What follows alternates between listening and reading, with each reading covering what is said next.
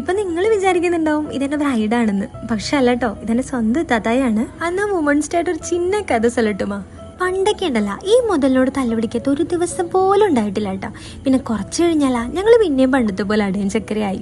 വാപ്പിയും ഉമ്മ ഇങ്ങനെ ഓർക്കാറുണ്ട്, ഇപ്പൊ തല്ലുപിടിച്ച സാധനങ്ങൾ തന്നെയാണ് ഇരിക്കണേന്ന് ഓർത്ത്. നിങ്ങൾക്ക് ഇതുപോലൊരു സിസ്റ്റർ ഉണ്ടെങ്കിൽ എന്തായാലും മെൻഷൻ ചെയ്യാൻ മറക്കല്ല കേട്ടോ അവരെ.